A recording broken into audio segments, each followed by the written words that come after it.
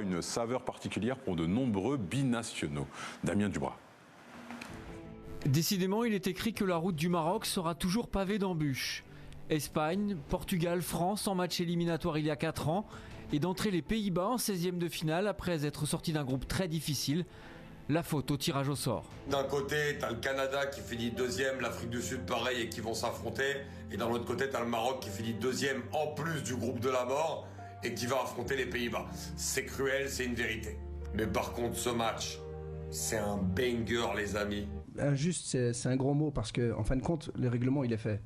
On sait très bien, il y a eu un tirage au sort, on sait très bien qu'on pouvait tomber dans quelle poule on pouvait tomber, donc on connaissait le règlement, donc on n'a pas à se plaindre maintenant.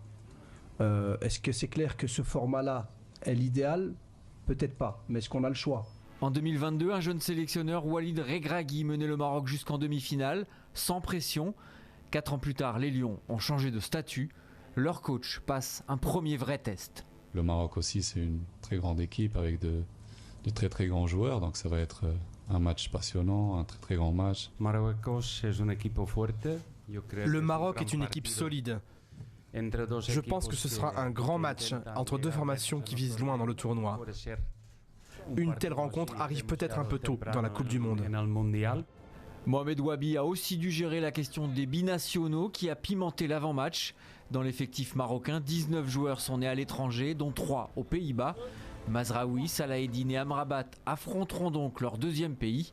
Émotionnellement, difficile à gérer. Les garçons des Pays-Bas qu'on a chez nous, c'est des garçons qui ont la tête sur les épaules, qui sont très tranquilles. Je viens de Belgique et j'ai aussi la nationalité belge, donc c'est toujours un sentiment particulier parce que vous affrontez un pays qui vous a donné aussi, un pays qui compte aussi, même si vous êtes marocain. La rencontre est tellement alléchante que le gouverneur de l'État où elle se tiendra a décrété ce lundi 29 juin journée fériée.